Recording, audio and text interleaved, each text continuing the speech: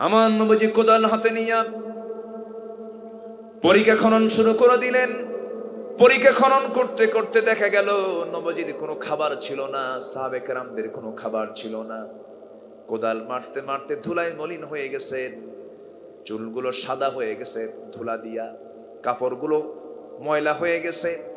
বিশ্বনবীর এমন অবস্থা দেখলেন সাহাবীরা। 4 দিন 5 দিন ধরে আমার নবীজি খাবার খেতে পারেন নাই, খাবার নাই, খাবেন কেমনে? সব খাবারগুলো ফুরে গেছে। যুদ্ধ করেছেন আমার নবীজি 10 বছরে 86টা যুদ্ধ পরিচালনা করেছেন, 27টি যুদ্ধের নেতৃত্ব দিয়েছেন। খন্দকের পরীক্ষা খনন করার সময় রাসূল নিজে কোদাল ধরেছেন হাতে।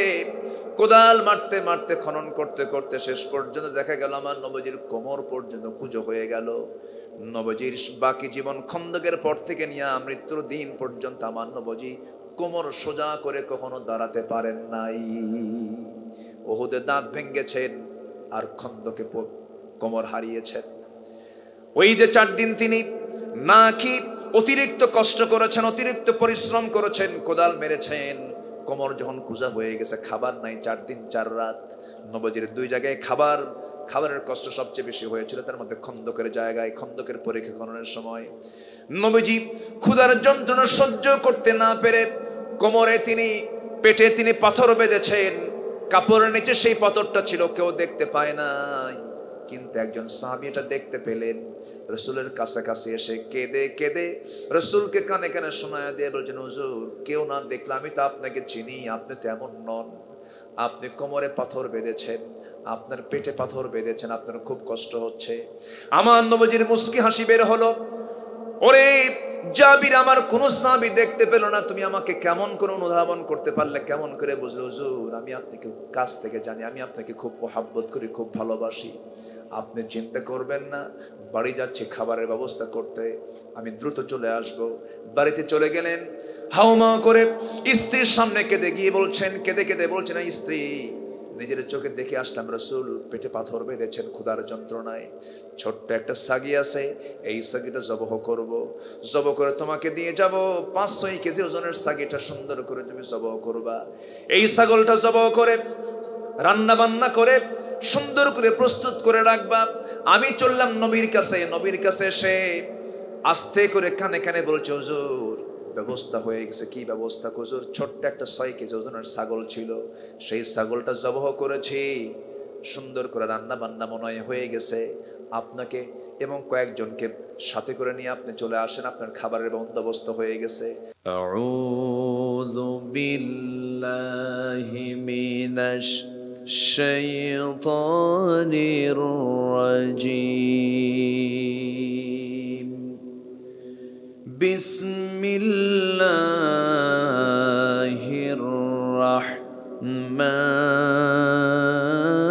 রাহমানির রাহিম।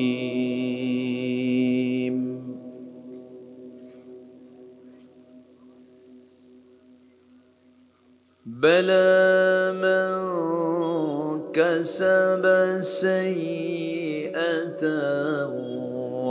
وأحاطت به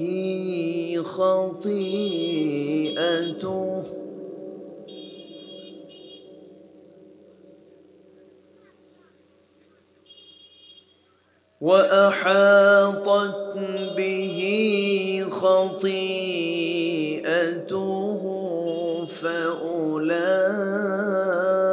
فأولئك أصحاب النار.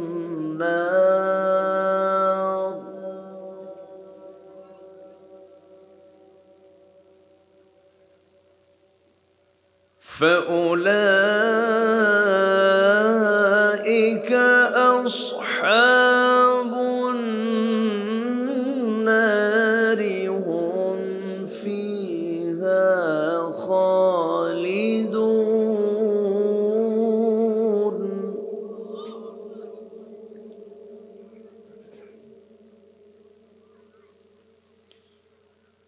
والذين آمنوا وعملوا الصالحات أولئك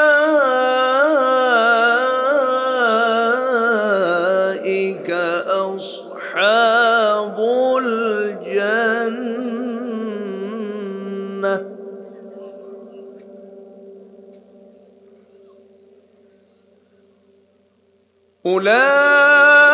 أولئك أصحاب الجنة هم فيها خالدون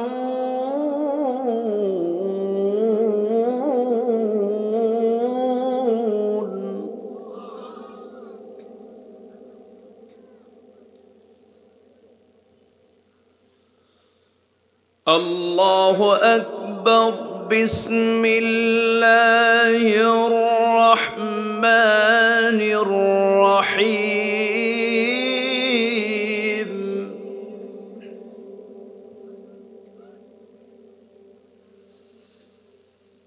ويل لكل همزة لمزة الذي جمع مالا وعدده يحسب أن ماله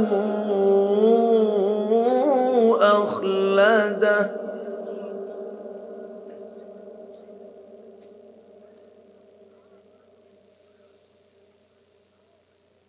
كلا لينبذن في الحطمة وما أدراك ما الحطمة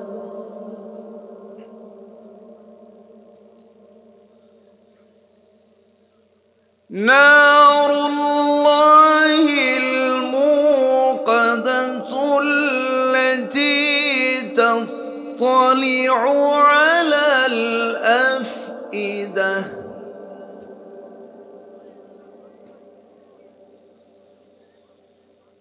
نار الله الموقدة التي تطلع على الأفئدة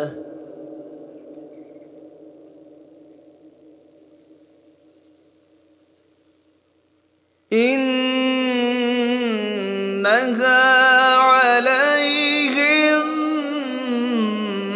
مؤصدة في عمد ممددة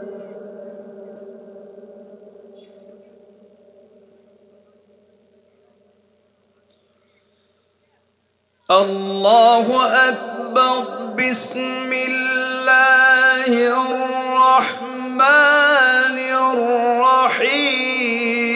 الرحيم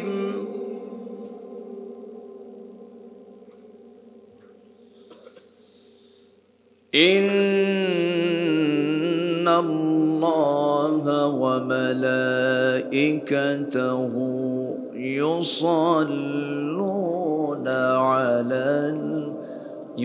يصلون على النبي يا أيها الذين آمنوا صلوا عليه وسلموا تسليما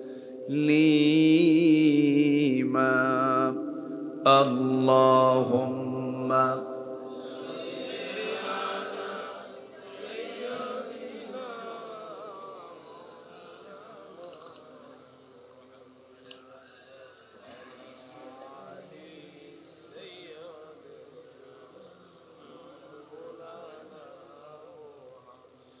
একটু মহব্বত দিয়ে নবীর প্রেমে মাতোয়ারা হয়ে জবান খুলে আওয়াজ দিয়ে সবাই বলুন আল্লাহুম্মা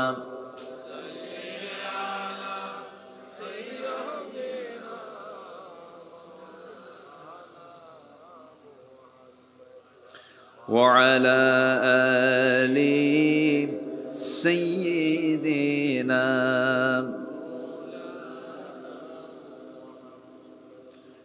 তাইফের কথা ভেবে কাঁদে শুধু দুনয়ন, এমন দরদি পেতে কাঁদে মন অনুক্ষণ, কাঁদে মন অনুক্ষণ।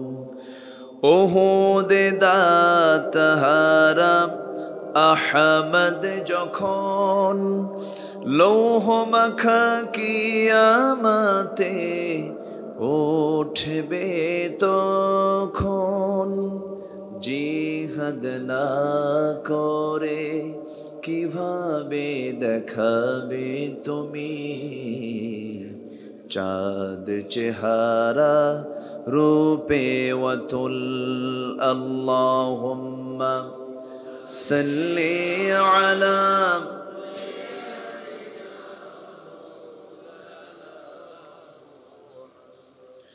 ওয়া আলা আলি সাইয়্যিদিনা।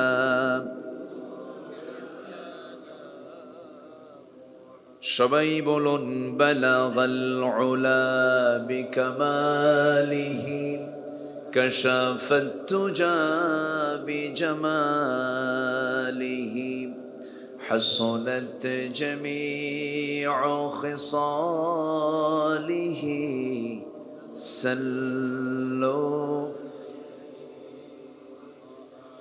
আরবের বুকে মক্কার পরে যেথায় মা আমিনার ঘর, খোদার রহমতে কৌসার হয়ে ঝরছে বারংবার।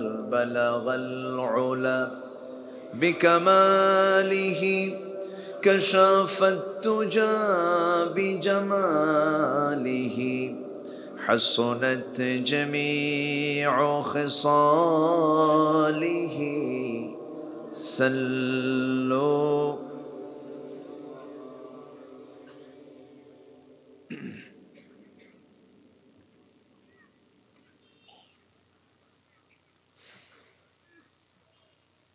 প্রাকৃতিক সৌন্দর্যের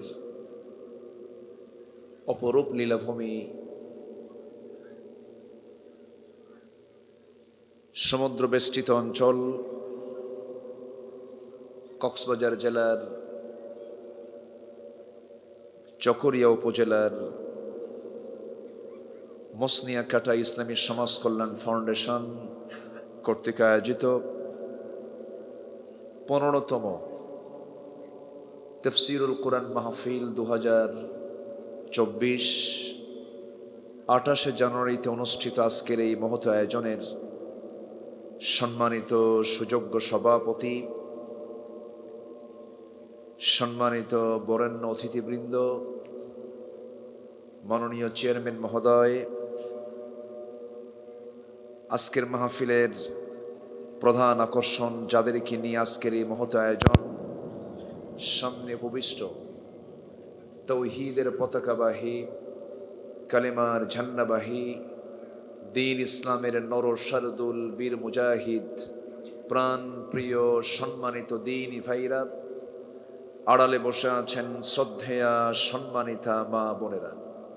আলোচনার সূচনায় আনুষ্ঠানিকতার মধ্য দিয়ে আমার পক্ষ থেকে আবারও দিল খোলা সালাম, আসসালামু আলাইকুম ওয়া রাহমাতুল্লাহি ওয়া বারাকাতুহু। ওনারা বেগুন কেন আছেন? খুব বেশি পারি না, ধরা খেয়ে যাই।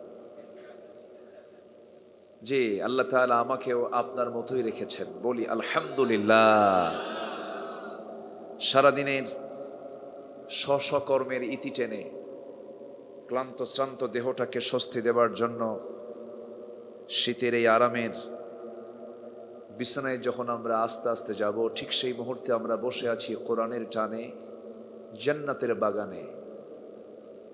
যিনি আমাকে আপনাকে এমন সুন্দর বরকতময় গুনামাফের এমন একটি জায়গায় যিনি আমাকে আসার বসার তৌফিক দিলেন, সেই মহান রবের শানে বলে উঠছি আলহামদুলিল্লাহ। আবারও বলছি আলহামদুলিল্লাহ। চিৎকার মেরে বলছে আল্লাহুম্মা ইন্নী আসআলুকা আল হুদা ওয়াত তুকা ওয়াল আফাফা ওয়াল গিনা। সবাই বলি আল্লাহুম্মা লাকা আসলামতু ওয়া বিকা আমানতু ওয়া আলাইকা তাওয়াক্কালতু ওয়া ইলাইকা আনাবতু ওয়া বিকা খাসামতু। আমরা আল্লাহ তাআলার শুকর আদায় করে নিলাম। সম্মানিত হাজিরিন, আমি গত বছর এই মাহফিলে এসেছিলাম। আমি নগণ্য গোলাম, আল্লাহ পাক আমাকে আবারও আসার তৌফিক দিয়েছেন, আলহামদুলিল্লাহ। গত বছর আমি সূরাতুল মায়েদার 3 নম্বর আয়াত থেকে আমি কথা বলেছি। এবছর মক্কি সূরা 104 নম্বর সূরা থেকে আমার সাবজেক্ট নির্ধারণ করা হয়েছে। সূরা হুমাযা থেকে আমি কিছু কথা বলতে চাচ্ছি, সাথে আবার জান্নাত জাহান্নামের কথা বলতে বলা হয়েছে। যত সাবজেক্ট আমারে দেওয়া হলো তে তো 3 দিনও শেষ হবে না। এত সাবজেক্ট আমি কোথায় থেকে কি করব বলেন তো? এখন এই সংক্ষিপ্ত সময়ে একটু একটু করে কিছু দিতে চাই। আমাকে সময় দেওয়া যাবে তো? সবাই সময় দিতে রাজি আছি তো ইনশাআল্লাহ? গতবার এসেছিলাম সান্ধ্যকালীন, এবার এসেছি একটু রাতের বেলা। তবে সন্ধ্যার প্রোগ্রামগুলোই বেশি প্রাণবন্ত হয়, মনোযোগিতার দিকটা বেশি লক্ষণীয় হয়। এই সময়টা একটু ক্লান্তি আসে, চোখে ঘুম ঘুম ভাব হয়। এরপরেও যেহেতু হয়ে গেছে, একটু দেরি হয়ে গেছে, দেরি যদি হয় একটু শেষ করতেও যদি দেরি হয় কষ্ট হবে না তো? জোরে বলি ইনশাআল্লাহ। আসুন আমি সোজা আলোচনার দিকে চলে যাচ্ছি। আমি তেলাওয়াত দিয়ে শুরু করেছি সূরাতুল বাকারার 81 এবং 82 নম্বর আয়াত। কারা জাহান্নামের স্থায়ী বাসিন্দা হবে, কারা জান্নাতের স্থায়ী বাসিন্দা হবে, কোন আমলে, কোন বদ আমলে জাহান্নামী এবং জান্নাতি হবে, এই দুটো আয়াত আল্লাহ তাআলা খুব সংক্ষিপ্ত করে বলে দিয়েছেন। আর এমন কিছু বদগুণ আছে যে বদগুণের জন্য আল্লাহ তাআলা নিজেই তাদের ধ্বংস চেয়েছেন। এমন একটি সূরা হলো সূরা হুমাযা। আমি এই দুটি জায়গা থেকে আমি কিছু ভাঙ্গা চোড়া, আমার এলেম কালাম তো তেমন কিছু নেই, মানুষ যাকে আসি কিছু কথা শোনাতে চাচ্ছি। তবে আমার কোনো ব্যক্তিগত কোনো কথা নয়, কথাগুলো কার? আসতে বলবেন না, কথাগুলো কার? আল্লাহ তাআলা। আসুন আমরা সোজা এখন আলোচনার দিকে চলে যাচ্ছি। সম্মানিত ভাইয়েরা, আমরা যে সময় এখানে একত্রিত হয়েছি সেই সময় গোটা পৃথিবীতে হালাল এবং হারামের চিন্তা করা মানুষ পৃথিবীতে বেশি না কম? বলেন তো, শুধু কম না খুবই নগণ্য? খুবই নগণ্য। হালাল এবং হারাম এটার কোনো বাস বিচার ইহুদি খ্রিস্টানদের তো নাই।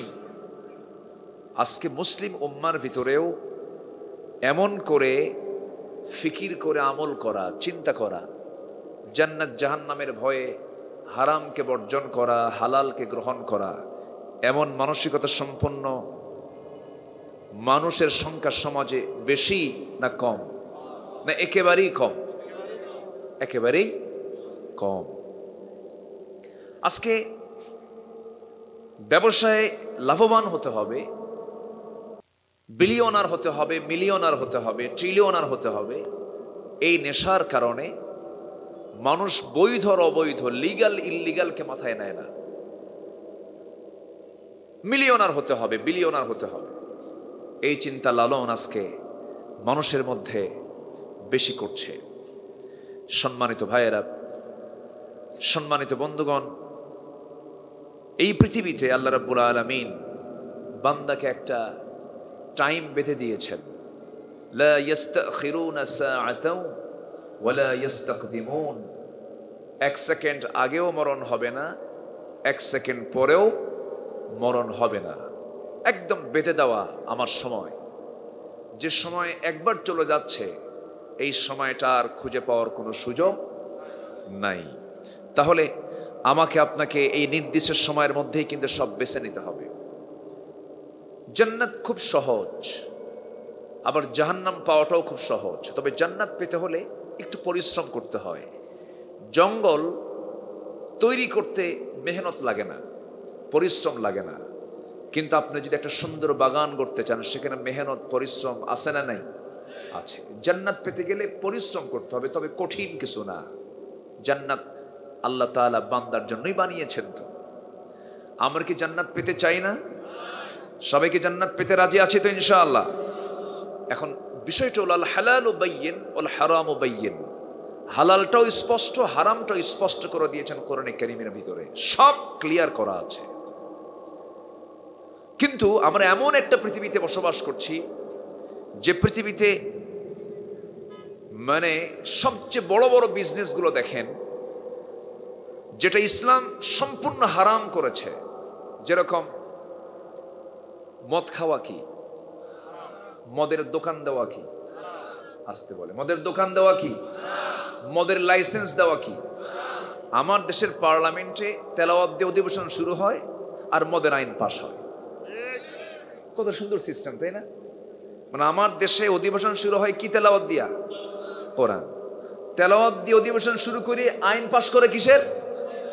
মদের। আচ্ছা, তাহলে গোটা পৃথিবীর যতগুলো বিজনেস আছে এর মধ্যে মাদক দ্রব্যের বিজনেসটা, মাদক ব্যবসা কিন্তু কম না। যা বছরে গোটা পৃথিবীতে বিশ্বব্যাপী এই ব্যবসার মূল্য হচ্ছে $321 বিলিয়ন। $321 বিলিয়ন শুধু মাদক ব্যবসা, গোটা পৃথিবী ব্যাপী এই মাদক ব্যবসার মূল্য। আচ্ছা, মদ বিক্রির পরিমাণ বছর হচ্ছে $1600 বিলিয়ন। $1600 বিলিয়ন। অস্ত্র ব্যবসা, অস্ত্রের যে আজকে ব্যবহার হচ্ছে ম্যাক্সিমাম বৈধ না অবৈধ? বৈধ না অবৈধ? অবৈধ। এটার বাণিজ্য বছরে $100 বিলিয়ন। আচ্ছা, পতিতাবৃত্তি যেটা জেনা, এই পতিতাবৃত্তির পিছনে যে বাণিজ্য হয় সে বাণিজ্য মূল্য বার্ষিক প্রায় $400 বিলিয়ন। নাউজুবিল্লাহ। জুয়া, এই জুয়া বিশ্বব্যাপী জুয়া ব্যবসার মূল্য বছরে প্রায় হলো $110 বিলিয়ন। এরপর গেমস, এই যে computer games, free fire, PUBG, আরো কত কি আছে না? এই যুবকরা জানো না তোমরা? দেখেন সব জানে। জানে মানে কি? কিছু আমলও করে। আচ্ছা, এই কম্পিউটার গেমস, এই ব্যবসার মূল্য বিশ্বব্যাপী বার্ষিক প্রায় $54 বিলিয়ন। তাহলে বৈশ্বিক এই সকল মাদক, মদ, অস্ত্র, পতিতা, জুয়া, অবৈধ সোনা কারবারি, চোরা কারবারি, কম্পিউটার গেমস, এই সমস্ত বাণিজ্যের বার্ষিক বাজার মূল্য গড়ে $2685 বিলিয়ন। তাহলে বলেন, যারা এইগুলো অবৈধ বিজনেসগুলো করছে তারা কি এই পৃথিবীতে ইসলাম চায়? আসতে বলে ইসলাম চায়? এটা কিন্তু মাথায় রাখতে হবে। একটা 5 স্টার হোটেল চলতে গেলে শর্ত হলো সেখানে মদের বোতল থাকতে হবে। কথা বললেই তো হুজুর দোষী হয়ে যায়, বোঝেন নাই? হ্যাঁ, সম্মানিত ভাইয়েরা, এগুলো সব জান্নাতের কাজ না জাহান্নামের কাজ? জান্নাত এবং জাহান্নামের আলোচনা আল্লাহ তাআলা করেছেন 10 পারা জুড়ে। কয় পারা? কখন করবো আমি?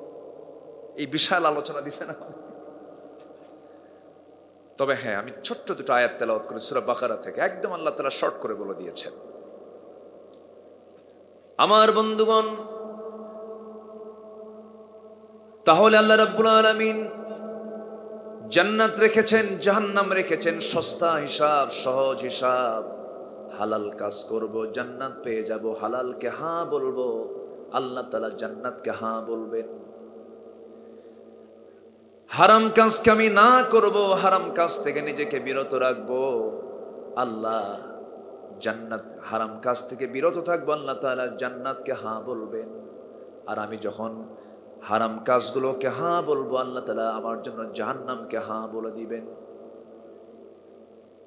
আল্লাহ রাব্বুল আলামিন সেই জন্য ঈমান আনার কথা পরে বলেছেন, ফামান ইয়াকফুর বিত-তাগুতি ওয়া ইউমিন বিল্লাহি ফাকাদ ইসতামসাকা বিল উরওয়াতিল গুসকা লা ইনফিসামা লাহা। যে বান্দা তাগুতকে পরিহার করে চলবে, তাগুত মানে যে নিজে ইসলামকে মানে না, কাউকে মানতেও দেয় না, যারা মানতে চায় তাদেরকে বাধা দেয়, এমন লোক তো বাংলার জমিনে নাই। আসতে বলবেন না, আছে না নাই? কারা? আপনারই প্রতিবেশী, কারা আপনারই ভাই, কারা আপনার এলাকার মানুষ, কারা এই সমস্ত ব্যক্তিগুলো ঘুম থেকে উঠি তাদেরকে আপনিও দেখেন আমিও দেখি, নিজ ইসলাম মানে না, মানতেও দেয় না, বাধা দেয়, মামলা দেয়, জেলে ঢুকায়। আছে না? আছে না? আছে না? আছে না? মামলা দিচ্ছেন আজকের দুনিয়ায়, আমরা অপেক্ষা করছি আখিরাতে আপনার বিরুদ্ধে মামলা আমরা দেব, ঠিক কিনা? কোরআন আপনি মানবেন না, কোরআনকে আপনি জীবনে বাস্তবায়ন করবেন না, আল্লাহ রাসূল পর্যন্ত আপনার বিরুদ্ধে মামলা দিবেন, সেই দিনটার সামনে অপেক্ষা করছে। সেই দিনটা আমাদের সামনে, সবার সামনে আছে না নাই বলেন?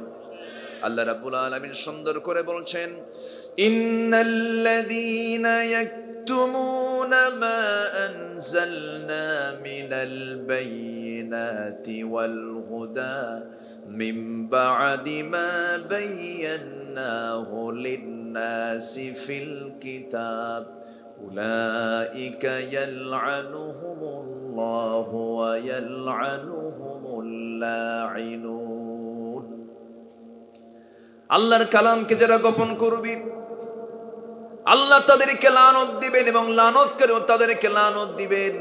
আল্লাহ যাকে লানত দেন তার কোনোদিন জান্নাত কপালে জুটবে না। জান্নাত পাওয়ার জন্য আল্লাহর লানত থেকে বাঁচতে হবে, অর্থাৎ আল্লাহর কালামকে গোপন করা যাবে না, আল্লাহর আয়াতকে কখনো আড়াল করে রাখা যাবে না। আল্লাহ সুদকে হারাম করেছেন, সুদকে তোমার হারাম বলতে হবে। আল্লাহ মদকে হারাম করেছেন, তোমাকে মদকে হারাম বলতে হবে। আল্লাহ জিনাকে হারাম করে দিয়েছেন, তোমার জিনাকে হারাম বলতে হবে।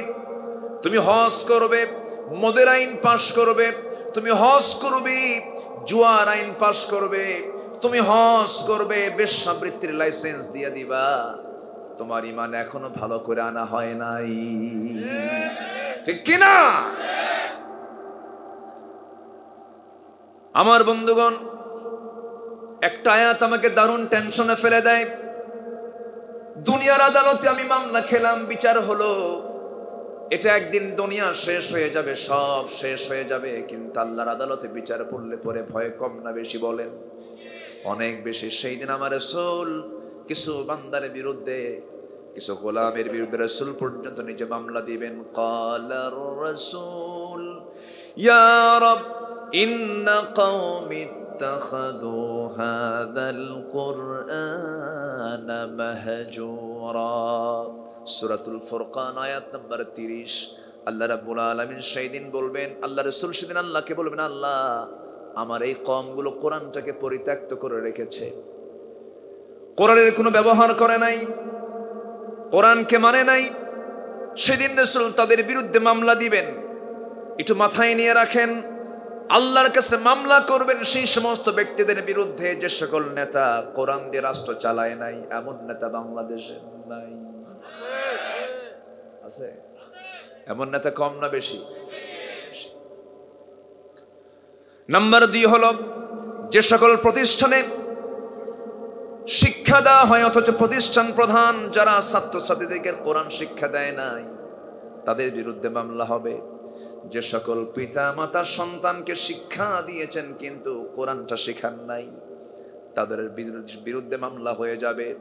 যে সকল মানুষ স্বেচ্ছায় কোরআন শেখা অনুসরণ করা থেকে বিরত ছিল, তাদের বিরুদ্ধে মামলা হবে। এই মামলা থেকে বাঁচার দরকার আমার আপনারা আছে না নাই? আসতে বলবেন না, আছে না নাই?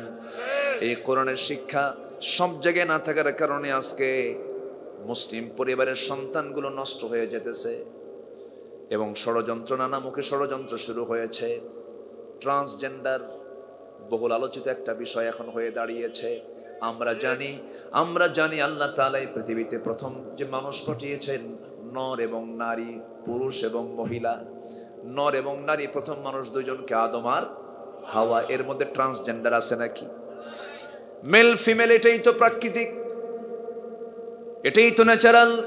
আল্লাহ রাব্বুল আলামিন মানব সৃষ্টি নিয়ে বলছেন, ইন্না খালাকনাকুম মিন যাকারিন ওয়া উনসা ওয়া জাআলনাকুম শুউবান ওয়া ক্বাবাইলা লিতাআরাফু ইন্না আকরামাকুম ইনদাল্লাহি আতকাকুম। আমি তোমাদেরকে এক নর এবং এক নারী থেকে সৃষ্টি করেছি, বিভিন্ন গোত্র, বিভিন্ন ভাষা বর্ণ, বিভিন্ন ভাগে ভাগ করে দিয়েছি যেন তোমরা একে অপরকে চিনতে পারো। তোমাদের মধ্যে সেই বান্দা আমার কাছে সবচাইতে বেশি দামি, যে বান্দা আমি আল্লাহ আমাকে সবচাইতে বেশি ভয় করে। জোরে বলে সুবহানাল্লাহ। কিন্তু এখন পুরুষ আর নারীর পাশাপাশি আরেকটা ঢুকাইছে, সেটা হলো ট্রান্সজেন্ডার। মানে যে পুরুষের মহিলা হওয়ার শখ, অথবা যে মহিলার পুরুষ হওয়ার শখ, এটা হলো ট্রান্সজেন্ডার। আচ্ছা, কারো বাপ যদি মারা যায়, ছেলে পায় 2 বিঘা, মেয়ে পায় 1 বিঘা, তো যেটা ট্রান্সজেন্ডার, এটা এ কয় বিঘা পাবে? হ্যাঁ বলেন, এর হিসাব কি হবে? আমার মনে হয় কি জানেন, যারা ট্রান্সজেন্ডার হতে চাচ্ছে এদেরকে একটা ভিন্ন গ্রহে পাঠায় দেওয়া দরকার। ওদের তার বাচ্চা কাচ্চা হবে না, তাই না? ওখানেই পুরে মরু করা, বদমাইশ সেগুলো। সমকামিতা ইউরোপ আমেরিকায় প্রমোট করা হচ্ছে। অনেক দেশে সংসদ আইন আকারে সমকামিতার আইন টেনে, এটাকে বিল টেনে পাশ করা হচ্ছে। যে সমকামিতা 5000 বছরের ঘৃণ্য একটি ইতিহাস, যার ব্যাপারে একজন ইংল্যান্ডের প্রধানমন্ত্রী ভারতীয় বংশোদ্ভূত ঋষি সুনাক বলেছেন, a man is a man, a woman is a woman, that's just a common sense. একটা পুরুষ একটা পুরুষ, একটা নারী একটা নারী, এটা বোঝার জন্য কিচ্ছু লাগে না, একটা কমন সেন্স দরকার, একটা কমন সেন্স দরকার। আজকে পুরুষে পুরুষ আসক্ত হচ্ছে, নারীতে নারীতে আসক্ত হচ্ছে। এগুলো মিডিয়াকে প্রমোট করছে, মিডিয়া এগুলোকে প্রমোট করছে। আল্লাহ তাআলা এই সমকামিতার অপরাধে জর্দানের ডেড সি, আজকে আমরা যা দেখি ডেড সি, মৃত সাগর, যেটা ফি আদনাল আরদ, গোটা জমিনের সবচেয়ে নিম্নাঞ্চল যাকে বলা হয়, আল্লাহ তাআলা ওই জাতিকে শূন্যের উপরে তুলে এক আছাড় দিয়ে জমিনের মধ্যে গাড়িয়ে শেষ করে দিয়েছেন সমকামিতার জন্য। সেই সমকামিতাকে আজকে প্রতিষ্ঠিত করার জন্য কিছু ধ্বজাধরী পশ্চিমা নাস্তিক চক্র আমার দেশের মাথাচাড়া দিয়ে ওঠার চেষ্টা করছে। এগুলোকে সক্ষমভাবে যদি আমরা মোকাবেলা না করতে পারি, ভয়ানক রূপ সৃষ্টি হবে। চরমভাবে এগুলোর বিরুদ্ধে আমাদের সোচ্চার হতে হবে, চরমভাবে আমাদেরকে এগিয়ে আসতে হবে। তুমি সমকামিতাকে প্রমোট করো, পছন্দ করো, তোমার বাপ যদি সমকামী হতো, ট্রান্সজেন্ডারের পক্ষে, তো তোমার জন্ম পৃথিবীতে হতো না।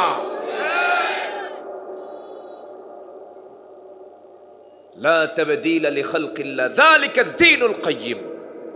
আল্লাহর সৃষ্টির কোনো বিকৃত পরিবর্তন তুমি করতে পারবা না। আল্লাহ যা করেছেন এর উপরে হাত দেওয়া জায়েজ জায়েজ নাই। যে পুরুষ নারীর বেশ ধারণ করবে, যে নারী পুরুষের বেশ ধারণ করবে, রাসূল বলেছেন আল্লাহর লানত তার উপরে। সম্মানিত ভাইয়েরা, এক রাত তো সব দিক থেকে কিছু কিছু করে আমাকে বলতে হচ্ছে। এগুলো জাহান্নামের কাজ। এগুলো কিসের কাজ বলেন? আজকের সমাজে জাহান্নামের কাজ বেশি না কম? জান্নাতের কাজ কম। ভালো কাজ করতে গিয়ে বলে ধর্মান্ধ, কি বলে? ধর্মান্ধ বলে, মৌলবাদী বলে, কট্টরপন্থী। আর ইসলাম কায়েমের সংগ্রামের এই জিহাদের শব্দ বললেই বলে এটা জঙ্গি। তোমরা যা বলো আমরা শুনবো, কিন্তু তোমাদের কথা আমরা মানবো না, আমরা মানবো কোরআন এবং সুন্নাহর কথা। দেশের অবস্থা কি আজ? প্রায় আমি একটা উদাহরণ দেই। এক রাজা, সে এক মন্ত্রীকে 1 মাসের দায়িত্ব দিয়ে একটু অবকাশে গেছে একাকী কোথাও থাকার জন্য। তো মন্ত্রীকে বললো, আমি 1 মাসের জন্য বাইরে যাচ্ছি, তুমি একটু আমার রাজত্ব দেখো। 1 মাস পর চলে আসছে দেশে। এসে এখন মন্ত্রী মশাইকে বলতেছে যে, মন্ত্রী মশাই, আমি তো 1 মাস ছিলাম না, আমার রাজত্বের হাল কি বলো, আমার রাজত্বের কি হাল বলো। কে বলতেছে, তেমন কিছু হয় নাই, কোদালের একটা ডাঁট ভেঙে গেছে। কি হয়েছে? কোদালের একটা ডাঁট ভেঙে গেছে। ডাঁট কয় না কি কয় এলাকায়? যাক, মিলছে তো। আচ্ছা, কমন হয়েছে মোটামুটি। মানে কোদালের যে ডাঁট, যেটা হাতল, যা মানে বুঝতেছেন তো আপনারা? আচ্ছা, কোদালের ডাঁটটা ভেঙে গেছে। কে ডাঁট ভাঙলো কেমনে? কবর খনন করতে নিয়ে। কবর খনন মানে কিসের? যে আপনার প্রিয় গাধাটা মারা গেছে। কামার গাধা মরলো কেমনে? আম গাছের ডাল ভেঙে। আম গাছের ডাল ভাঙলো কেমনে? আপনার মায়ের খুব শখ ছিল যে তার মৃত্যুর পরে যেন তাকে যেন আম গাছের ডাল দিয়ে যেন পুরানো হয়। মানে আমার মাও মারা গেছে। কামার মা মরলো কেমনে? আপনার মা মরে গেছে আপনার তার নাতির জন্য। নাতি মানে আমার ছেলে। আমার ছেলে মারা গেছে। হ্যাঁ, কামার ছেলে মারা গেল কেমনে? তার মা মারা যাওয়ার কারণে। তার মা মানে আমার বউ মারা গেছে। কামার বউ মারা গেল কেমনে? রাজকোষ চুরি হয়ে গেছে। রাজকোষ চুরি হয়ে গেছে, আর তুমি বলতেছো যে কিছুই হয়নি। তুমি বলো কোদালের ডাঁট ভাঙছে। রাজ্যের রাজকোষ চুরি হলো, বউ মারা গেল, ছেলে মারা গেল, মা মারা গেল, প্রিয় গাধাটাও মারা গেল, রাজত্বের রাজকোষ চুরি হলো। দায়িত্বপ্রাপ্ত মন্ত্রী বলে, না জাহাপনা, তেমন কিছু হয় নাই, কোদালের ডাঁট শুধু ভাঙছে। আজকে আমার দেশের হাল হয়েছে এরকম। আসতে বলবেন না, জোরে বলুন ঠিক কিনা? দেশকে গিয়ে নিচ্ছে প্রবাসীরা, অশিক্ষিত। দেশকে গিয়ে নিচ্ছে শ্রমিকরা, অশিক্ষিত। দেশকে গিয়ে নিচ্ছে অর্থনৈতিকভাবে সাধারণ কৃষকরা, অশিক্ষিত। শ্রমিক, কৃষক, প্রবাসীর এই পরিশ্রমের রেমিটেন্স গুলো দেশে আসে, দেশ সামনের দিকে এগিয়ে যায়। আর দেশকে পিছিয়ে দিচ্ছে কারা? কলমের খোঁচা দিয়ে কোটি কোটি যারা দেশ থেকে লোপাট করছে। এটার মূল কারণ কি? এটার মূল কারণ হলো আজকে আমরা কোরআনটা ধরেছি না ছেড়েছি? কোরআনটা ধরেছি না ছেড়েছি? ওমরের মতো শাসক যদি আমরা উপহার দিতে চাই, মানতে হবে কি? মানতে হবে কি? কোরআন। কোরআন ছাড়া কোনদিন আমাদের উন্নয়ন, সমৃদ্ধি, শান্তি, কল্যাণ আমরা পাবো না। এটা কার কথা? আসতে বলবেন না, কার কথা? আল্লাহর কথা। আমার ভাইয়েরা, একটু কান লাগান, মনোযোগ দিয়ে কথাগুলো শুনুন। দুনিয়া থেকে আমিও যাব, আপনিও যাবেন, কেউ বাঁচার জন্য আসি নাই। জাহান্নাম থেকে চ্যালেঞ্জ আমাদের বাঁচতে হবে। সবচেয়ে বড় চ্যালেঞ্জ হলো জাহান্নাম থেকে বাঁচা। জাহান্নাম থেকে যদি বাঁচতে চাই, মহান রব্বুল আলামিন বলছেন, বালা মান কাসাবা সাইয়্যাতান ওয়া আহাতাত বিহি খাতিআতুহু উলাইকা আসহাবুন নার হুম ফিহা খালিদুন। জোরে বলুন আল্লাহু আকবার। বান্দা, তুমি যদি পাপ করো, পাপ তোমাকে ঘেরাও করে ফেলবে। যে বিড়ি খায়, বিড়ি খাওয়ার চিহ্ন তার ঠোঁটে আসে না নাই? বলেন, আসতে বলবেন না। যে বিড়ি খায় তার ঠোঁট বলে দেয় এটা কত নাম্বার বিড়িখোর। বিড়ি খাওয়া আমার দেশের লোক তো কম মনে হয় না। বিড়ি খাওয়া বেশি না বিড়ি ছাড়া বেশি? বিড়ি খাওয়া বেশি। আবার প্রশ্ন করে মাহফিলে, হুজুর বিড়ি খাওয়া কি জায়েজ আছে? মানে উনি জায়েজের চেষ্টায় আছেন, ছাড়বেন না উনি, আছে না নাই? বল, বিড়ি খাওয়া জায়েজ না না জায়েজ এটা তো ডাক্তার ভালো বলতে পারবে, আমরা কি বলবো, তাই না? এটা তো ডাক্তারদের ব্যাপার। কোন ডাক্তার কি বলে বিড়ি খুব ভিটামিন সমৃদ্ধ একটা, এরকম কিছু বলে?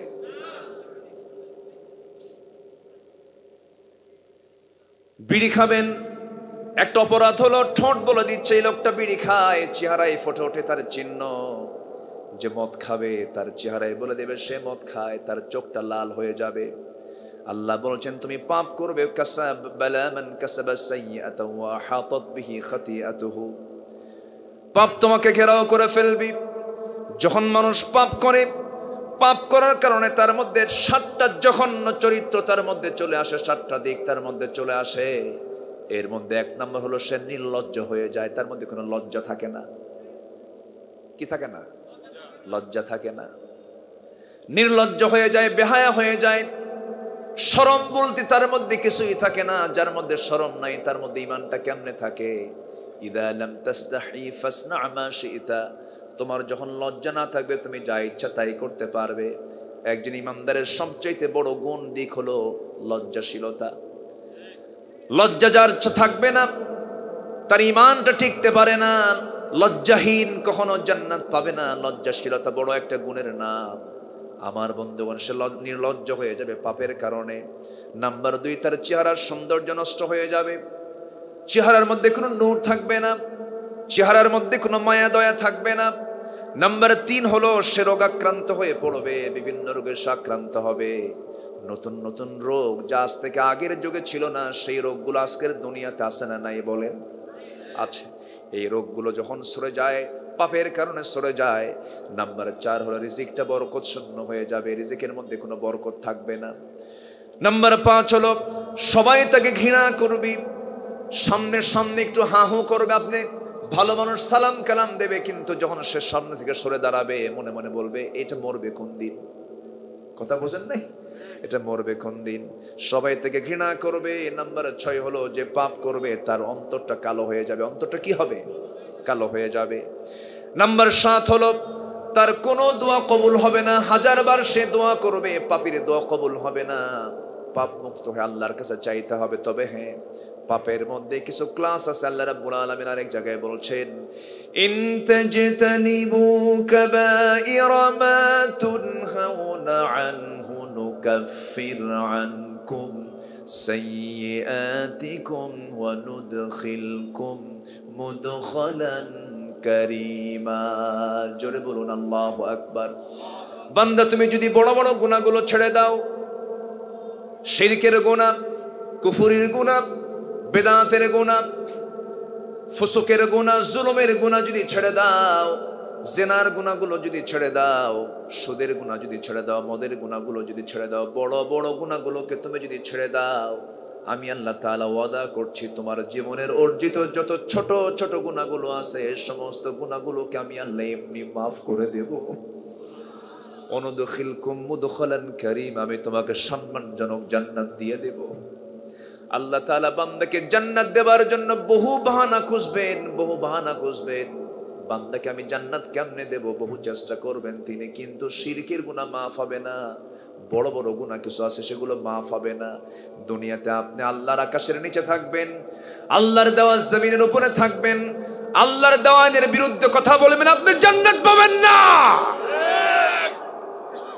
আপনি জান্নাত পাবেন না। কত বড় সাহস! আল্লাহর জমিনের উপর অবস্থান করে, আল্লাহর দেওয়া সূর্যের আলো নিয়ে, আল্লাহর দেওয়া আকাশ হতে বৃষ্টির নিয়ামত গ্রহণ করে আল্লাহর বিরুদ্ধে আইন সে পাশ করে। সম্মানিত ভাইয়েরা, সম্মানিত বন্ধুগণ, সবচাইতে বড় শিরক হলো আল্লাহর আইনের বিরুদ্ধে যারা আরেকটা আইন খাড়া করে। এমন সিস্টেম আমার দেশে আছে না নাই? আসতে বলবেন না, আছে না নাই? আমাদের রবকে, আরো জোরে আমাদের রবকে। নাম্বার 2, আমাদের নেতা হচ্ছেন রাসূল সাল্লাল্লাহু। আমাদের সংবিধান হলো কোরআন, আমাদের দল হলো ইসলাম। আমাদের রব আল্লাহ, আমাদের নেতা রাসূল, আমাদের দল ইসলাম, আমাদের সংবিধান কোরআন। এই 4 নীতিমালার ভিতরে যদি কেউ নখ ঢুকাতে চায়, আমরা তাদের জিহ্বা টেনে ছিঁড়ব। রাজি আছেন কারা কারা? হাত উঁচু করে দেখান মুসলমান।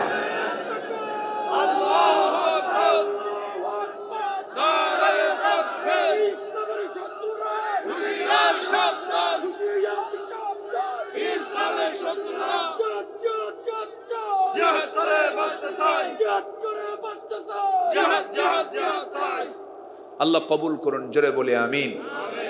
আরো জোরে আমিন। অন্যের বিরুদ্ধে আমাদের রুখে দাঁড়ানোর দরকার আছে না নাই? যে ঈমান অন্যের বিরুদ্ধে কথা বলে না, তার ঈমান আনাই হয় নাই। কুনতুম খায়রা উম্মাতিন উখরিজাত লিন-নাস তা'মুরুনা বিল মা'রুফ ওয়া তানহাউনা 'আনিল মুনকার ওয়া তু'মিনুনা বিল্লাহ। আগে সৎ কাজের আদেশ দেওয়া, সৎ কাজের বাধা দেওয়ার এরপর ঈমান আনা। আল্লাহ তাআলা যে ঈমান অন্যায়কে সাপোর্ট করে, যে ঈমান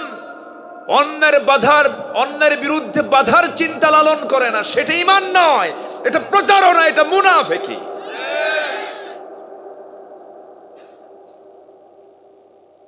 কষ্ট পাচ্ছেন নাকি? আলোচনা চালাই, জোরে বলি ইনশাআল্লাহ। আরো জোরে বলি ইনশাআল্লাহ। সম্মানিত ভাইয়েরা, সম্মানিত বন্ধুগণ, আমরা পাপ থেকে নিজেকে কন্ট্রোল রাখবো, জোরে বলি ইনশাআল্লাহ। তাহলে আল্লাহ জাহান্নাম দিবেন না জান্নাত দিবেন? জান্নাত দিবেন। তবে জান্নাতীদের সবচেয়ে বড় প্রাপ্তি হলো ওই সমস্ত বান্দার জন্য জান্নাতটা খুব ইজি,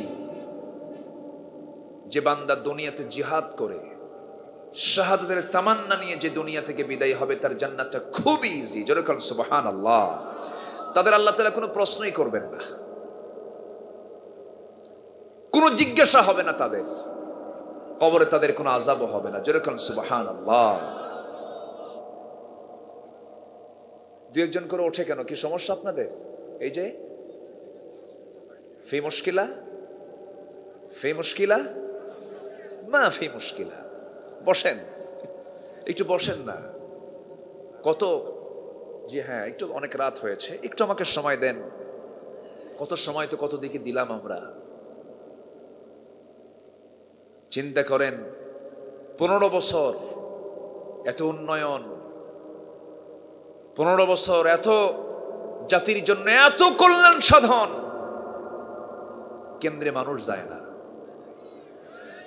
আসতে কোন কেন? কেন্দ্রের সামনে মিস্টার ডগ বসে থাকে।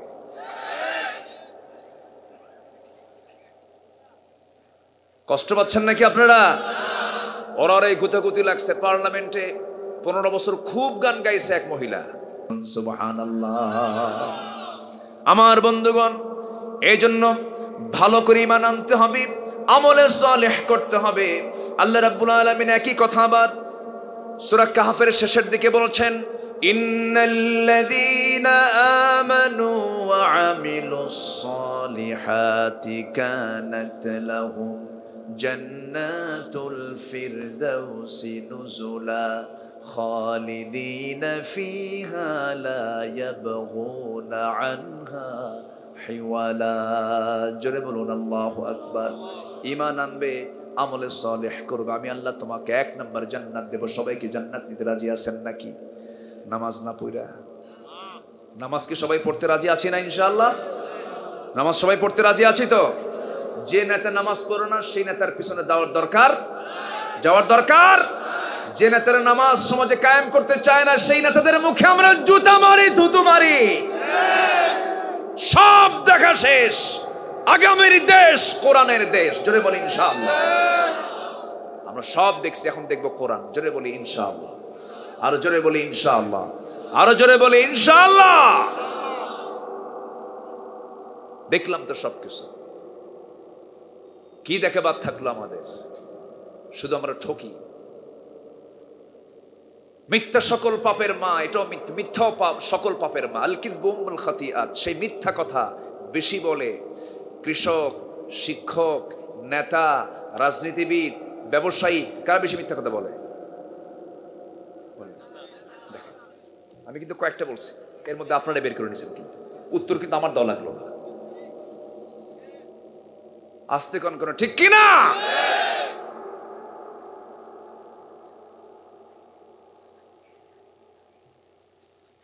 এত সুন্দর মানুষ আপনারা, বলি আলহামদুলিল্লাহ, জোরে বলি আলহামদুলিল্লাহ। চকরিয়া একটি ইসলামী জনপদ, বলি আলহামদুলিল্লাহ। আলেমদেরকে জীবন দিয়ে ভালোবেসেছে এমন রেকর্ড চকরিয়ার আছে না নাই?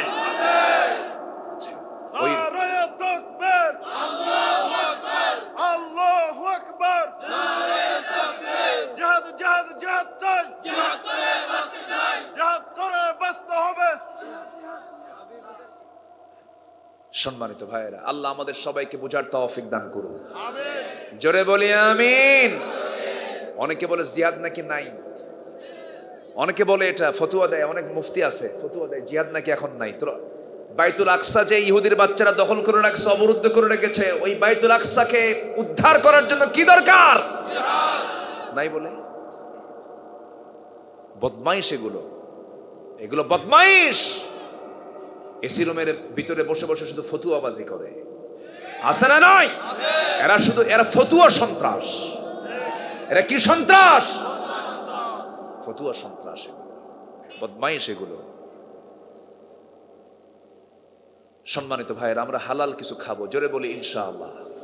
সেদিন আমার একজন প্রশ্ন করছে, যে হুজুর, মানে বদমাইশ টাইপের, আচ্ছা আল্লাহর নাম না নিয়ে জব করলে যদি কোনো প্রাণী যদি হালাল না হয়, মাছও তো একটা জীবিত প্রাণী, একটু মরে গেলে এতে খাওয়া জায়েজ হয় কেন? দেখছেন বদমাইশের প্রশ্ন, দেখেন আমাকে বলতেছে হুররিমাত আলাইকুম, কি বলে, হুররিমাত আলাইকুমুল মাইতাতা ওয়াদ-দামা ওয়া লাহমাল খিনজির, আছে না একটা আয়াত, আছে না? তো আল্লাহ তাআলা মৃত প্রাণীকে হারাম করেছেন, মাইতাতা, তো মাছও তো মরে, এটা জায়েজ হয় কেমনে? দেখেন বেকুবের প্রশ্ন, দেখছেন আপনি? এরা এরকম প্রশ্ন করে যে আল্লাহ তাআলা জান্নাত দিবেন, সে জান্নাতে নাকি পায়খানা নাই, ল্যাট্রিন নাই, তাহলে সেখানে পেশাব পায়খানা মানুষ বাঁচবে কেমনে? ওরা কিন্তু মানে অদ্ভুত এবং অযৌক্তিক কিছু কিছু প্রশ্ন খাড়া করে। আচ্ছা, জান্নাতের মধ্যে যদি পেশাব পায়খানার ঘুমই থাকে, তাহলে জান্নাত পাইলাম কেন? জান্নাতের মধ্যে কোনো টয়লেট থাকবে না, জান্নাতের মধ্যে কোনো পেশাব পায়খানা থাকবে না, কোনো ঘুম থাকবে না। সুবহানাল্লাহ বলেন। আমরা যখন মার পেটে 10 মাস ছিলাম, ওখানে ল্যাট্রিন কয়টা ছিল? আস্তে কয়, কোনো কি পায়খানা ছিল ওখানে? কোনো পেশাবের জায়গা ছিল? তাহলে মার পেটের ভিতরে যদি আল্লাহ তাআলা আমাকে পেশাব পায়খানা ছাড়া যদি 10 মাস মার পেটে যদি আমাকে সুস্থ রাখতে পারেন, সে আল্লাহ কি জান্নাতের মধ্যে রাখতে পারেন না? তাহলে সামনে তো উত্তর আছে, সামনে উত্তর থাকলো না, তার বেকুব বোঝে না। তো আমার এরকম প্রশ্ন করছে, আমি বললাম শোনো, আল্লাহ তাআলা যেটা হালাল করেছেন আর যেটা হারাম করেছেন, এখানে সায়েন্টিফিক কিছু উত্তরও আছে, বৈজ্ঞানিক কিছু উত্তরও আছে। স্থলভাগের যত প্রাণী আছে, সমস্ত প্রাণীগুলো যখন সে শ্বাস গ্রহণ করে অক্সিজেন নেয় আর ছেড়ে দেয় কি? যারা পড়াশোনা করেছেন, কি ছেড়ে দেয়? কার্বন ডাই অক্সাইড ছেড়ে দেয়। তো মানুষ যখন স্থলভাগের কোনো প্রাণী খেতে যাবে, সায়েন্স বলতেছে যদি এটাকে জব করা হয়, তাহলে জবের মধ্য দিয়ে, রক্তের মধ্য দিয়ে কার্বন ডাই অক্সাইডের মতো যেটা বিষাক্ত অংশ রক্তপাত হওয়ার সঙ্গে সঙ্গে সে বের হয়ে যায়, দূষিত অংশগুলো বের হয়ে যায়। আর যদি মরে যায়, রক্তগুলো জমাট বাঁধে দেহের ভিতরে, মারাত্মক জটিল রোগে আক্রান্ত হয়ে যাবে। এটা সায়েন্স বলছে। আল্লাহ তাআলা বলছেন হুররিমাত আলাইকুমুল মাইতাতা, হারাম করা হয়েছে মৃত প্রাণীকে। এটা অধিকাংশ তাফসীরে এসেছে, এটা হচ্ছে স্থলভাগের প্রাণীকে বোঝানো হয়েছে। কিন্তু জলজ প্রাণী, জলভাগের যে প্রাণী, এই প্রাণীগুলো এরা পানি থেকে অক্সিজেন গ্রহণ করে, কিন্তু কার্বন ডাই অক্সাইড ছাড়ার কোনো সুযোগ নাই। এরা যদি মারাও যায়, এদের দেহ থেকে বান্দার জন্য ক্ষতিকর কোনো কারণ হবে এমন কোনো অংশ তার দেহে থাকে না, এই জন্য খাওয়া যায়। বলি আলহামদুলিল্লাহ, জোরে বলি আলহামদুলিল্লাহ। বেকুবদের প্রশ্ন তো সারা জীবনে থাকবে, বেকুবরা প্রশ্ন করেই যাবে, কিন্তু ইসলাম কোনো যুক্তি দিয়ে চলবে না। ইসলাম চলবে হলো দলিল দিয়া। ইসলাম কার? আসতে বলে ইসলাম কার? আল্লাহ তাআলা তালাক শব্দ দিয়েছেন কোরআন শরীফে। তালাক আছে না নাই? আছে। বিয়ের কথাও আছে, তালাকের কথাও আছে। তালাক প্রাপ্ত কোনো নারী যদি অন্য কোনো স্বামী গ্রহণ করতে চায়, তাকে অপেক্ষা করতে হয় কয় মাস? ওয়াল মুতাল্লাকাতু ইয়াতারাব্বাসনা বিআনফুসিহিন্না সালাসাতা কুরু, 3 মাস কয়েকদিন, সামথিং 3 মাস 10 দিন তাকে অপেক্ষা করতে হয়। কেন? বিধানটা কার? আসতে বলবেন বিধানটা কার? আচ্ছা, বিধবা যদি স্বামীকে হারায়, রোড অ্যাক্সিডেন্টে মারা গেছে,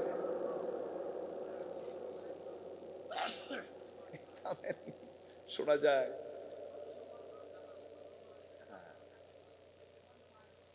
হ্যাঁ থামান, ওই যে মোবাইলে একটু কথা বলতেছিল তো, মোবাইল তো এরকমই।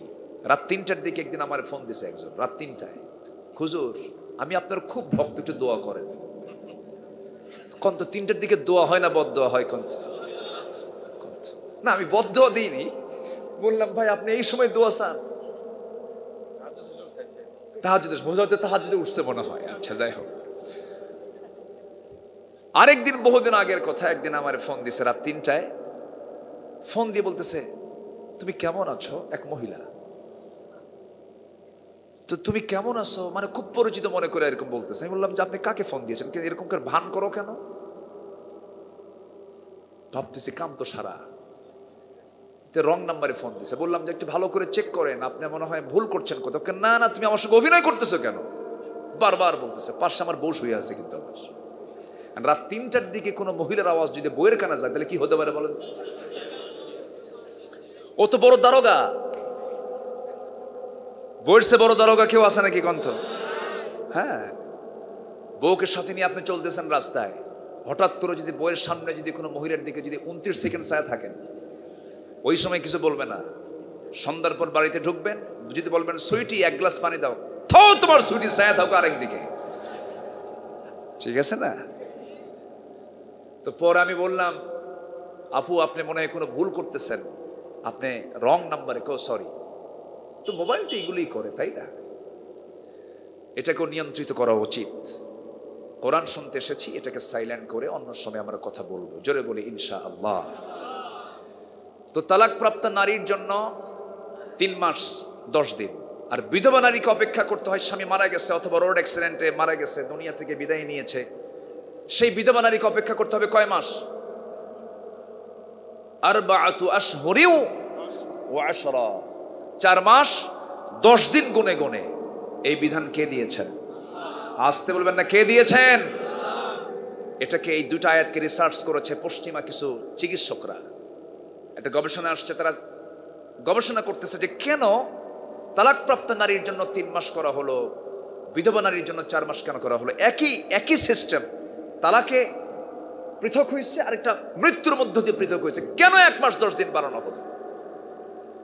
স্বামী এবং স্ত্রী যখন ইন্টারকোর্স করে, তখন স্বামী হলো দেবার জাতি আর স্ত্রী হলো নেবার জাতি, রিসিভ করার জাতি। স্বামী থেকে নির্গত যে স্পার্মটা স্ত্রী গ্রহণ করে, এর মধ্যে কিছু ব্যাকটেরিয়া, কিছু প্রোটিন স্ত্রীর দেহে জমা হয়, মাথা থেকে পা পর্যন্ত এটা প্রভাবিত করে।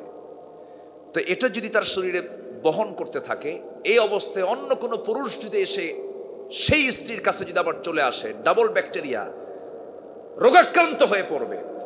এখন তাহলে তার আগের দেওয়ার স্বামীর যে ব্যাকটেরিয়া প্রোটিনগুলো শরীর থেকে যেতে সময় লেগে যায় 1 মাসে 30%, 2 মাসে 60%, 3 মাসে 90%, 3 মাস 10 দিনে 100% শরীর থেকে সমস্ত ব্যাকটেরিয়া তার শরীর থেকে বের হয়ে যায়। আলহামদুলিল্লাহ বলেন। তখন সে অন্য স্বামীর জন্য উপযুক্ত হয়ে যায়।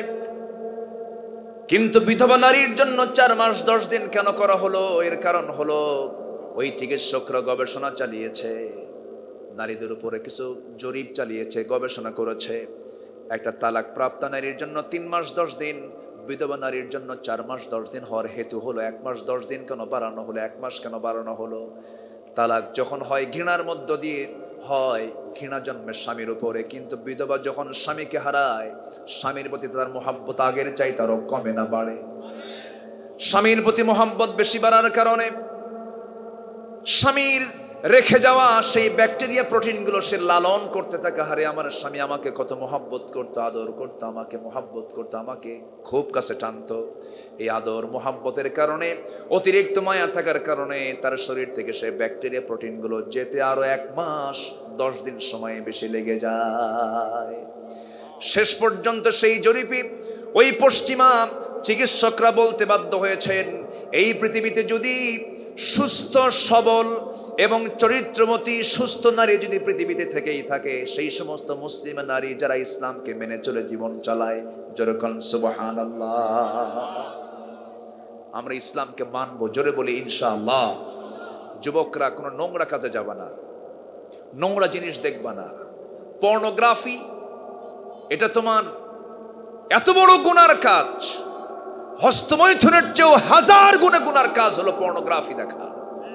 তোমার চোখের জ্যোতি নষ্ট হয়ে যাবে, ফ্রন্টাল সেল নষ্ট হয়ে যাবে, তোমার যৌবনের শক্তি হারায় ফেলবে, তুমি শুক্রাণু দিতে পারবে না, সন্তানের পিতা হওয়ার যোগ্যতা হারিয়ে ফেলবে তুমি। এগুলোর ধারে পাশে যাবা না যুবকরা, তোমরা সচেতন। আজকের এই প্রযুক্তির দুনিয়া, তোমার প্রযুক্তি তোমাকে ধ্বংসের দিকে ঠেলে দিচ্ছে, এগুলোর দিকে যাবা না। রোজা থাকবা, তাহাজ্জুদ পড়বা, কোরআনটাকে চর্চা করবা। কোরআনের জিকির যার বেশি তার কাছে শয়তান পাত্তা পায় না। আল্লাহু আকবার বলেন। আল্লাহ তুমি সবাইকে বোঝার তৌফিক দাও। জোরে বলি আল্লাহুম্মা আমিন, আরো জোরে আল্লাহুম্মা আমিন। তাহলে জাহান্নাম থেকে বাঁচার জন্য হারাম আমরা ছেড়ে দেব, জোরে বলি ইনশাআল্লাহ। পাপ আমরা ছেড়ে দেব, জোরে বলি ইনশাআল্লাহ। নামাজ পড়বো কয় ওয়াক্ত? কারা কারা একটু হাত তুলে দেখেন তো দেখি 5 ওয়াক্ত নামাজ কারা কারা পড়বে? জোরে বলি ইয়া আল্লাহ, আরো জোরে ইয়া আল্লাহ। আমাদেরকে 5 ওয়াক্ত সালাত আদায় করার তৌফিক তুমি আল্লাহ দিয়া দাও। জোরে বলি আমিন, আরো জোরে আমিন, আরো জোরে আমিন। হাত নামান, আল্লাহ কবুল করুন। জোরে বলি আল্লাহুম্মা আমিন। কষ্ট পাচ্ছেন মনে হয় খুব। আর আরেকটা বিষয়, সেটা হলো জান্নাত পেতে হলে জান্নাতটা দিবেন কে? তার সঙ্গে মোহাব্বত কমান দরকার না বাড়ান দরকার? আর সেই জান্নাত পেলে হলে একজন মাধ্যম লাগবে, তিনি কে? মুহাম্মদ সাল্লাল্লাহু। তার সঙ্গে মোহাব্বত কমান দরকার না বাড়ান দরকার? ইমানদার হতে হলে আমার চাইতে রাসূলকে কম ভালোবাসবো না বেশি ভালোবাসবো? সম্পদের চাইতে, মানুষের চাইতে, গোটা দুনিয়ার সকল কিছুর চাইতে? সাহাবীদের দাম এত বেশি হওয়ার কারণ কি? সাহাবীদের দাম এত বেশি হওয়ার 1 নম্বর কারণ হলো সাহাবে কেরাম রাসূলকে জীবনের চাইতে বেশি ভালোবেসেছেন। জোরে বলি সুবহানাল্লাহ। রাসূলকে আমরা আনুগত্যের মধ্য দিয়ে ভালোবাসা উপহার দেব। জোরে বলি ইনশাআল্লাহ। একটা সাহাবীর কথা মনে হলো আমার, একটু বসেন, আর কিছু সময় আমি কথা বলবো। আমি তো সূরা হুমাযার দিকে যেতেই পারতেছি না, শুধু জান্নাত জাহান্নামের কিছু কথা আমি আজকে বললাম না। শুরু করবো আবার নতুন করে? শুরু করবো আবার? লাগাবো আলোচনা? চলো হুজুর মরু।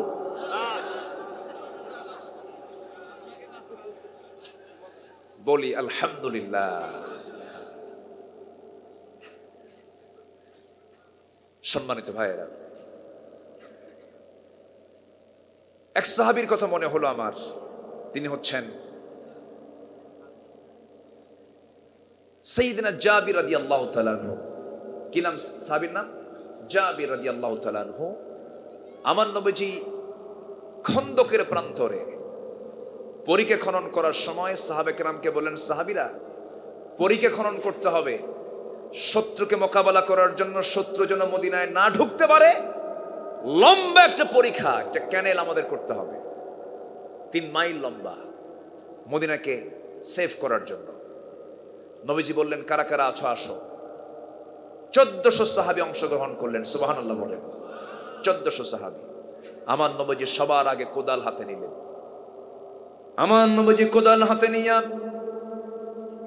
পরিখা খনন শুরু করে দিলেন।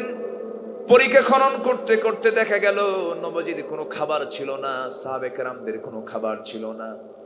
কোদাল মারতে মারতে ধুলায় মলিন হয়ে গেছে, চুলগুলো সাদা হয়ে গেছে ধুলা দিয়া, কাপড়গুলো ময়লা হয়ে গেছে। বিশ্বনবীর এমন অবস্থা দেখলেন সাহাবীরা। 4 দিন 5 দিন ধরে আমার নবীজি খাবার খেতে পারেন নাই। খাবার নাই, খাবেন কেমনে? সব খাবারগুলো ফুরে গেছে। যুদ্ধ করেছেন আমার নবীজি 10 বছরে 86টা যুদ্ধ পরিচালনা করেছেন, 27টি যুদ্ধের নেতৃত্ব দিয়েছেন। খন্দকের পরিখা খনন করার সময় রাসূল নিজে কোদাল ধরেছেন হাতে। কোদাল মারতে মারতে খনন করতে করতে শেষ পর্যন্ত দেখা গেল আমার নবীজির কোমর পর্যন্ত কুঁজো হয়ে গেল। নবীজির বাকি জীবন খন্দকের পর থেকে নিয়ে মৃত্যুর দিন পর্যন্ত আমার নবীজি কোমর সোজা করে কখনো দাঁড়াতে পারেন নাই। উহুদে দাঁত ভেঙেছেন আর খন্দকে কোমর হারিয়েছেন। ওই যে 4 দিন তিনি না কি অতিরিক্ত কষ্ট করেছেন, অতিরিক্ত পরিশ্রম করেছেন, কোদাল মেরেছেন, কোমর যখন কুজা হয়ে গেছে, খাবার নাই 4 দিন 4 রাত, নবজির 2 জায়গায় খাবারের কষ্ট সবচেয়ে বেশি হয়েছিল, তার মধ্যে খন্দকের জায়গায়, খন্দকের পরীক্ষা খননের সময় নবীজি ক্ষুধার যন্ত্রণা সহ্য করতে না পেরে কোমরে পেটে তিনি পাথর বেঁধেছেন। কাপড়ের নিচে সেই পাথরটা ছিল, কেউ দেখতে পায় নাই, কিন্তু একজন সাহাবী এটা দেখতে পেলেন। রাসূলের কাছাকাছি এসে কেঁদে কেঁদে রাসূলকে কানে কানে শোনায়া দিয়ে বলছেন, হুজুর কেউ না দেখলে আমি তো আপনাকে চিনি, আপনি তো এমন নন, আপনি কোমরে পাথর বেঁধেছেন, আপনার পেটে পাথর বেঁধেছেন, আপনার খুব কষ্ট হচ্ছে। আমার নবীজির মুস্কি হাসি বের হলো, ওরে জাবির, আমার কোন সাহাবী দেখতে পেল না, তুমি আমাকে কেমন করে অনুধাবন করতে পারলে, কেমন করে বুঝলে? হুজুর আমি আপনাকে কাছ থেকে জানি, আমি আপনাকে খুব মহব্বত করি, খুব ভালোবাসি, আপনি চিন্তা করবেন না, বাড়ি যাচ্ছি খাবারের ব্যবস্থা করতে, আমি দ্রুত চলে আসব।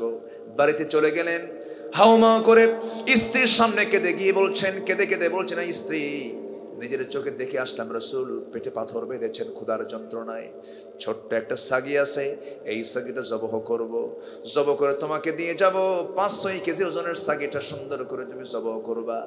এই ছাগলটা জবহ করে রান্না বান্না করে সুন্দর করে প্রস্তুত করে রাখবা।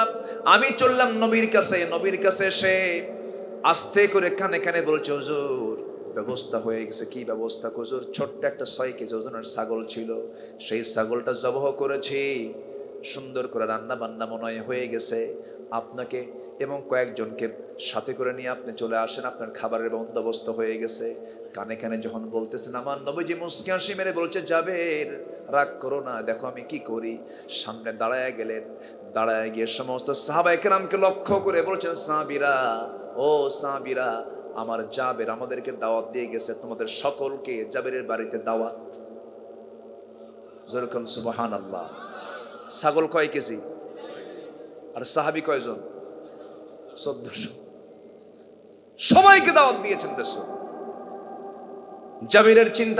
জাবির গভীর চিন্তায় পড়ে গেলেন, ইয়া রাসূলুল্লাহ, বললাম কানে কানে, আপনি বলে দিলেন মাইকে, আমি কেমন করে কি করব? রাসূল বললেন, জাবের চিন্তা কেন করো, জাবের বান্দা যার, রিজিকের দায়িত্ব তার, যাও। সাইয়েদনা জাবের চলে গেলেন, বউকে বললেন, বউ আমার বিপদে পড়ে গেলাম মনে হয়, কেন কি হয়েছে? ছাগল তো ছোট, সব সাহাবীরে দাওয়াত দিয়ে ফেলছেন রাসূল, আপনি কানে কানে বলেন নাকি? বলছি কিন্তু কাম হয়নি। রাসূল সবাইকে একদম হাটে হাড়ি ভেঙে দিয়েছেন, সবাইকে বলে দিয়েছেন, এখন কি করা যায়? এবার বউটাও বলতেছে, স্বামী আমার চিন্তা করেন কেন, বান্দা যা, রিজিকের দায়িত্ব তার। আলহামদুলিল্লাহ বলবেন না? নবীর কথার সঙ্গে সাহাবীর বইয়ের কথার মিল পড়ে গেছে। এই আকীদা, এই বিশ্বাস, এই তাওয়াক্কুল যদি পরিপূর্ণ সমস্ত বান্দার মধ্যে থাকতো, আল্লাহ প্রত্যেক বান্দাকে পাখির মতো রিজিক দিয়ে দিতেন। জোরে কোন সুবহানাল্লাহ। আমার ভাইয়েরা, যার বাড়িতে ভালো বউ আছে সে বড় ভাগ্যবান, সে বড় ভাগ্যবান, সে বড় ভাগ্যবান। যার বাড়িতে বউটা ভালো সে বড় ভাগ্যবান। এই জন্য বলতেছি আমি, বউটা ভালো আছে যার, বরকত আছে তার। এই দুনিয়ার সমস্ত কিছু নিয়ামত, আল মারআতু সালিহা, নেকি স্ত্রী সবচাইতে বড় নিয়ামত। জোরে কোন আলহামদুলিল্লাহ, জোরে বলি আলহামদুলিল্লাহ, আরো জোরে বলি আলহামদুলিল্লাহ। কিন্তু মারআতু সালিহার মধ্যে 1 নম্বর গুণ থাকতে হবে, সে ব্যক্তি পর্দা, সে নারীটা পর্দাহীনা হবে না, পর্দাশীলা হবে। বলেন পর্দাহীনা না পর্দাশীলা? পর্দাশীলা হবে। 1 নম্বর গুণ তার হবে। এই ডান পাশে কে কথা বলে? এই রাস্তায় না, পথিক। আমার ভাইয়েরা, বউবার যার ঘরে ভালো সে বড় ভাগ্যবান। আমি এই জন্য বললাম, দেখেন ওই সাহাবী জাবিরের বউটা কি সুন্দর কথা বলে ফেললেন, খেপলেন না, রাগলেন না। দেখবেন কিছু কিছু বাড়িতে মেহমান গেলে পরে বাড়ির বউদের মেজাজ খারাপ হয়। আছে না? আছে না? আছে না? আছে, আছে কিন্তু এই সমস্যা আছে না? যার বাড়িতে মেহমান যায় সে বড় ভাগ্যবান। মেহমান যার বাড়িতে বেশি ঘন ঘন থাকবে সেই বাড়ির রিজিক কখনো ফুরবে না। বলি আলহামদুলিল্লাহ। এক সাহাবী 3 মাস যাবত বাজার করেন না। কয় মাস? 3 মাস। স্ত্রী একদিন বললেন, স্বামী আমার বাজার নাই 3 মাস যাবত, ভালো কিছু খাই না, একটু মেহেরবানি করে আমি আপনাকে আজকে কিছু কয়েন দিচ্ছি, আপনার কাছ থেকে কিছু কয়েন জমা জমা করে অনেকগুলো কয়েন হয়ে গেছে, এই কয়েনগুলো নিয়ে যান, পয়সাগুলো নিয়ে একটু ভালো বাজার করে আনেন। বাজার করতে গেছেন, ব্যাগ হাতে নিয়েছেন, জোহরের আজান হয়ে গেছে, নবীজি নামাজ পড়াবেন। বাজার আগে না নামাজ আগে? নামাজটা আগে। আচ্ছা, এরপরে নামাজে দাঁড়ালেন, নামাজ পড়া হলো, বয়ান শুরু হয়ে গেছে নবীজির। বয়ান যখন শুরু হলো, বয়ান শুনতে শুনতে আসর হয়ে গেছে, আসরের নামাজ হলো, আবার বয়ান শুরু হয়েছে, মাগরিব হয়ে গেছে, বাজার আর করা হলো না। এশার নামাজ পড়ে তিনি বাড়িতে আসবেন। আমার রাসূল বলে দিচ্ছেন, তালহা, আমার একটা সাহাবী আছে, এটা মেহমান, একে তোমার বাড়িতে নিয়ে গিয়ে মেহমানদারি করো। ওদিকে বাজার কিন্তু নাই, উপরন্তু এক মেহমানকে সাথে নিয়ে বাড়িতে রওনা দিয়েছেন। দরজার সামনে গিয়ে দাঁড়ায় বলতেছে, বউ আমার দরজা খুলো, এই যে ফাঁকা ব্যাগ, বাজার হয়নি, মেহমান নিয়ে আসছে সাথে। বউ বলে আলহামদুলিল্লাহ। আর আমার আপনার বউ হলে কিছু কর, দৌড়ে নিয়ে যাবে।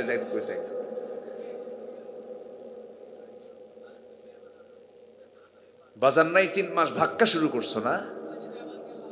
হ্যাঁ, কিন্তু বউ কি বললেন? আলহামদুলিল্লাহ বলে বলছেন, স্বামী আমার, বাজারের ব্যাগটা রেখে দেন, বাজার করেন নাই, বাজার হয়ে যাবে, সমস্যা নাই, মেহমানকে তো মেহমানদারি করতে হবে। আল্লাহ বরকত স্বরূপ মেহমান দিয়েছেন আমাদের ঘরে, কোনো টেনশন করবেন না। ওই যে তুষের বস্তা আছে, তুষের বস্তা আস্তে করে নামায় দেন। তুষের বস্তা যখন নামায়া দিল, সেই তুষটা চালনায় চালতে চালতে বেশ কিছু জবের খুদ বের হলো। জবের খুদগুলো বের করে নিয়া পিষদানিতে পিষে পিষে খামির করা হলো, আটা করা হলো। মোটে 2টা রুটি প্রস্তুত হলো। 2টা রুটি বানায় নিয়া সুন্দর করে প্রস্তুত করে স্বামীকে ডাক দিয়ে বলছেন, স্বামী আমার, 2টা রুটি মেহমানের সামনে দিয়ে, সামনে বসবেন না, বসলে কিন্তু আপনার একটা রুটি খাওয়া লাগবে, মেহমানের পেটটাও পূর্ণ হবে না। 2টা রুটি সামনে দিয়ে চট করে আপনি ঘর থেকে বের হবেন। আমার ঘরে যখন ঢুকবেন, লাইটটা বন্ধ করব, ভান করব আমরা খেয়ে নিয়েছি, কিন্তু আমরা তো খাই নাই।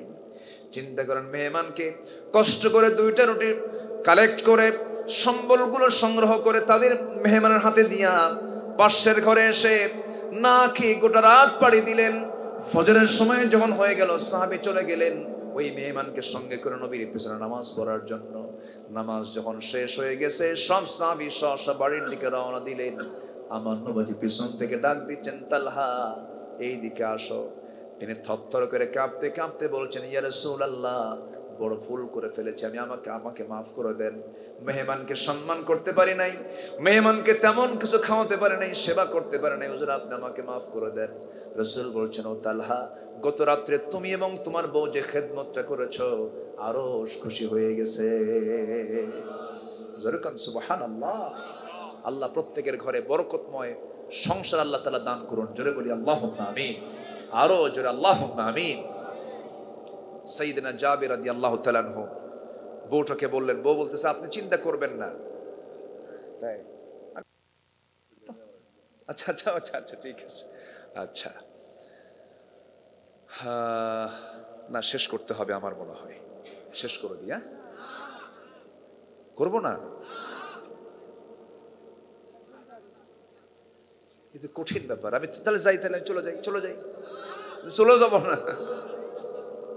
যে বলি আলহামদুলিল্লাহ, আরো জোরে বলি আলহামদুলিল্লাহ। ফজর পড়বেন কারা কারা, একটা হাত তুলে দেখেন। ফজর, হ্যাঁ, ফজর নামাজ কারা কারা পড়বেন? জোরে বলি ইয়া আল্লাহ, আরো জোরে ইয়া আল্লাহ।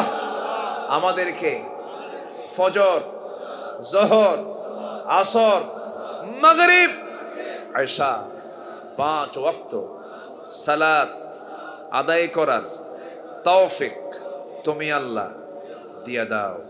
জোরে বলি আমিন, আরো জোরে আমিন, আরো জোরে আমিন। কষ্ট দিয়ে ফেললাম মনে হয়।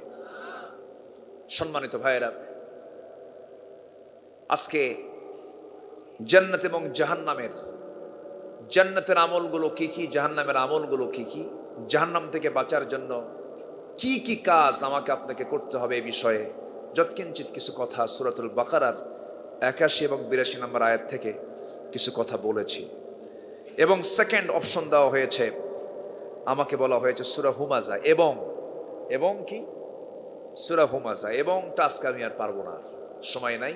শুধু এতটুকু, সূরা হুমাজাটা হচ্ছে এমন একটা সূরা যে সূরার মধ্যে আল্লাহ তাআলা এটা মক্কি জিন্দেগিতে নাজিল হয়েছে। যারা সামনে পিছনে মানুষকে মানুষের দোষ খুঁজে বেড়ায়, আল্লাহ তাআলা এই সমস্ত বান্দার জন্য কল্যাণ চেয়েছেন না ধ্বংস চেয়েছেন?